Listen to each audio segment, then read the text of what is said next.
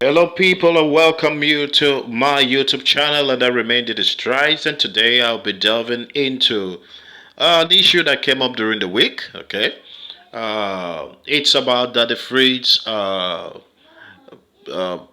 criticism of Pastor Kingsley Okonkwo's teaching or statement, rather. Okay, and then he made a video on that actually criticizing Pastor Kingsley Okonkwo.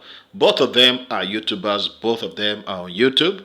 Daddy Freeze is a well-known social media critic and who with a special preference, with a preference for criticizing pastors and criticizing, he began by criticizing the issue of tithes and offering, and then went into criticizing pastors' lifestyle and graduated into criticizing their sermons and all that. Okay, and then he is a self-acclaimed leader of Freeze. Is a Free the Nation of Freeze Nation. I can't remember what that platform is called. And then this time around, he has criticized quite a lot of pastors. Of course, he has criticized. There is nobody who is anybody in the pastoral world. He even went to the extent of criticizing our fathers, criticizing reputable men of God like Daddy G.O., that's Pastor Deboye, and Bishop David Oyedepo, and many more. All right, but that is not what I'm talking about today. What I want to talk about today is his criticism on the statement that Pastor Kingsley Okonkwo made. Now, Pastor Kingsley Okonkwo is a renowned pastor based in Lagos. He has this ministry to young people, and he's concentrating on the youth and relationship. Life before marriage, life in marriage, life after marriage, all kinds of singles related issue. I love that kind of ministry because they are life applicable ministry. Actually, thanks to Pastor Chris, I don't really know about Pastor Kingsley Okonkwo, right? I got to know Pastor Kingsley Okonkwo when uh, uh, that the phrase threw his stone. And this, from what I gather, this would not be the first time that the phrase is criticizing Pastor Kingsley Okonkwo. The last time he criticized the wife, and now I think he made a video on that, and now he's criticizing the man for the statement he made. Okay, now Pastor Kingsley Okonkwo is somebody I've grown to love his teaching because they are life applicable, and I love the way his approach towards the Word of God. He makes it so practical. He comes from a very life applicable approach that even though he's talking about what he's saying is very biblical, but his presentation is something that everyone can relate to. All right. We want to see more of such ministries, actually. All right. So recently, Pastor Kingsley Okonkwo came under the criticism of Daddy Freeze. And then the issue at hand was that I think Pastor Kingsley Okonkwo said on his Twitter, made a statement. I'm reporting what he said, that the Bible never said we should marry who we love, but the Bible actually commended marrying, loving who you marry. Okay, so that is the statement. And then Pastor Chris, what is it? Daddy Freeze came up with his criticism, went on rampage, and began to criticize that. He pointed out a whole lot of things, and then said that this is the reason that such kind of statement, as it were, will encourage people to remain in bad relationship and all that. Totally he deviated that uh, from the point that Pastor Kingsley Okonkwo was making. All right. Now, this is the problem. This is where I'm coming in. This is the problem of quoting people out of context, or quoting the Bible, or quoting the Constitution, or quoting any book, any piece of article out of context. I am always a fan. I believe strongly that for you to understand what someone is saying, number one, you must have a background knowledge of who the person is, and you must understand the audience that he's talking to. All right. A lot of things you can't just pick. This is where I'm against people picking a sermon because, and you're not part of the church. The way sermons are delivered, most pastors deliver sermons in series, okay, and then some people run about 4 series, okay. Some people could extend it to even 8, 2. Now, you now go to a sermon that is about 4 series, and you pick just a line of what the pastor said, and then you start criticizing what the pastor has said. All right, this for me is a biased approach in criticism. If you have to criticize, then you must criticize within the context of what the person is saying. You must understand the background, you must understand what has been said, and you must understand the audience the person is talking to before you can come up with a very a you come up with your own criticism. Okay, it's not wrong to criticize. Okay, but I also have an issue when you begin to extend such criticism to pastors and preachers of the word. You see, this is what I want to bring up here. I know many of you might disagree with me. Okay, if there is anything that I fear a priestly generation, and this is what this generation is calling for. We're calling for a priestless generation, a generation without conscience, a generation where there is no absolute truth, a generation where what you believe is true. So you can just wake up and decide to believe anything, and that's your truth. A generation where there is no absolute truth. A generation that questions the authenticity of the Bible or questions the authority of the Bible. You know, what Pastor Kingsley said is simply what the Bible said. Husbands should love their wife. There is no way that it is ever commanded for people, for husbands, all right, for you to marry who you love, but rather love who you marry. Love who you marry. I'm going to do a very extensive talk on these two opinions. Let's even know. Let's bring them. Let's bring reason into it. Even though it's not when you try to rationalize what God has said and all that with your own human thinking and your own human wisdom, sometimes you get it wrong. All right. So, but I want to bring reasoning into it. Which is better? Love who you marry or marry who you love. Okay, I'm going to do a complete talk on this, and then we're going to look at both sides of it, and then let's look at the advantages and possibly the disadvantages, the merits and the demerits, and let's know which one is more important and why has God commanded, or let us even say if both opinion are related or are they on their own. What I would tell you is that both are two different things. They are two different things. Love who you marry, marry who you love. They are two different issues that must not be joined together. Two different issues that must not be joined together. You can as well marry who you love and love who you marry. Marrying who you love does not stop you from loving who you marry. But what we've seen mostly in our generation is where people marry out of infatuation, what people actually call love, because that is where we begin to talk about. What people actually call love. Many people don't really understand what love is. They think that love is all the euphoria that goes along with the ceremony. Oh, I find this beautiful woman, this and that and that and that. They don't really know what love is. Okay?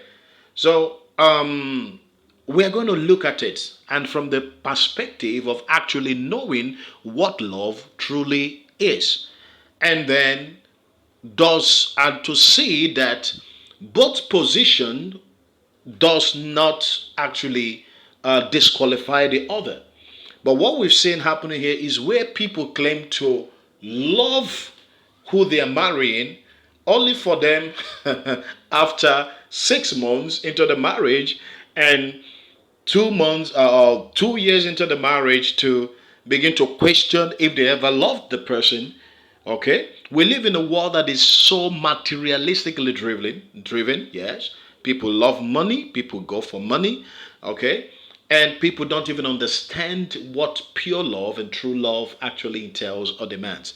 That is why that command of loving who you marry is more important than loving or to marry who you love. All right? Because we've seen a situation where many people say, oh, I love him, I love her, and they got married. And at the end of the day, they discovered, oh, I don't even know this person. Oh, I thought maybe you met him at the point where there is money and the guy is, you think you see one or two things that you like about the person, only for you to get down and begin to discover other things about the person that you don't like. Or maybe the situation or condition changes and you begin to see another side of the person that is why that commandment of loving who you marry unconditionally is more important than marrying who you love. We've also seen a situation where people marry, okay, in their own this thing. We don't really, I don't feel anything for this person, but in the process of the relationship, they grow to love the person. They grow to be comfortable with the person. Okay, please, we must understand what this generation must have, that love and infatuation is not the same thing. You may be infatuated about someone, and that is not true love. That's not true love because true love must be tested. True love must be tested. And where true love is actually tested is in marriage. Is in marriage. True love is tested in real marriage. Okay? Now you met that woman when that woman was still beautiful. Then she drops, she now becomes an after four. Okay? And then you begin to see that she's adding. Maybe you're the type that loves a slim woman, and then you now begin to say she's adding up and all that and all that. Maybe she doesn't look as well kept as she used to be, and then that is where your love is tested. So that commandment, which should be more emphasized. One thing we must understand is that trying to bring human reasoning into what God said, okay, when God speaks, he speaks from the point of infinite knowledge. We human beings, no matter how learned we think we are, we know in parts. We know in parts. There's a limit to what we know. God knows it all. So when God is commanding, and when the Bible is emphasizing much on loving who you marry more than marrying who you love, okay, I want you to understand that, okay, God is speaking from a point of infinite knowledge. Because many people don't even know what love is until they go into marriage. They don't know what it is. When that woman now falls sick and she can no longer do things, or what if something happened, God forbid a mishap happens, the woman loses her beauty or loses one of her or the husband, what it can happen to anybody? Would you still love the person? That is why the commandment to love who you marry is more important than marrying who you love. Because this generation, what we call love, our love right now is based on how much the person have, how is he perceived in the society, or maybe he's handsome, he's tall, he's got money to throw around, he's got swag, he's got style, and all that. Okay, but the true test of marriage or the true test of love is when you've now decided to put the ring on the woman, and then you go down the altar, you go walk down the aisle, and you marry that woman. After the ceremony, you now settle down with the marriage, and then issue begins to come up. That's where love is tested. That is why that commandment to love who you marry is more important. And having said this, let me also say that this thing about picking on what pastors are saying in their churches, when you are not a member of the church, quoting pastors out of context and all that, I think it's a very wrong thing. In the first time, the pastor has his audience. You are not one of his audience. You are not. And you are not even better than his audience. You are not more intelligent than the audience he's talking to. You are not more successful than the audience he's talking to. He has an audience he's talking to. Okay? No matter who you perceive you are, or whatever you think you are, blowing your own trumpet, even when we don't even see who you are. Okay? You can not fault because you are not part of the audience the pastor is talking. So this particular trend must be condemned, no matter who is doing that. No matter who is doing it. Number one is that the man is not talking to you. That's number one. He has an audience. And you can't just speak if you disagree with what he's saying, okay? It's left for you to keep it personal. If you can't talk to him personally, okay, why come to the social media to talk to him? There are a lot of things in social media that you don't respond to, okay, and you don't agree with. So why not just forget what you... And I would advise people, instead of criticizing other people, it's better you have your own message. Let be known for a message. Criticizing tithe is not a message. You are not being proactive. You're being reactive. You're reacting to what other people. So what is your message? Criticizing pastors is not a message. Criticizing pastors are driving jeeps, are buying jets. Those things are not message. What is your message to your world? Come up with a message, and let's see how people can criticize you. Okay? I'd rather be the one that people are criticizing than be the one criticizing other people. So I'm not just talking to that phrase. I'm not just saying that. I'm just saying this general because it's a trend that I see on social media this time, these days. Instead of be the one that has the message that people are criticizing. Don't be the one that is criticizing people. No matter how much you're making from YouTube and other social media by gathering audiences around, don't be the one boasting about how many people you have on social media and all that. All those things are irrelevant. They are frivolities as far as I'm concerned, because all those people you have don't even translate into money. They don't even translate into money. YouTube will not pay you if those people are not watching adverts, or if you don't have other means, maybe through sponsorship and others. Why not have a message? Have a message and be the one that people are criticizing. Be the one that people are criticizing instead of you being the one that is criticizing other people. So I submit this, that Pastor Kingsley Okonkwo's position is the biblical position. Loving who you marry is more important than marrying who you love. And that is why there is so much emphasis in the Bible about loving who you marry instead of marrying who you love. Because you don't even know the final test of love or the ultimate test of love until you find yourself in marriage. Thank you so much. This is my submission, and I remain the strikes. If you actually love what I did on this video, please love it, like it, share it. Okay? Then by doing that, you will encourage me. Subscribe. I have other videos. All right? I promise to come up with something better than this. Okay? So by doing this, you're supporting me. My channel is constant. I am into news and news commentaries and how-tos. Here we discuss everything with a touch of Diddy Strides on it.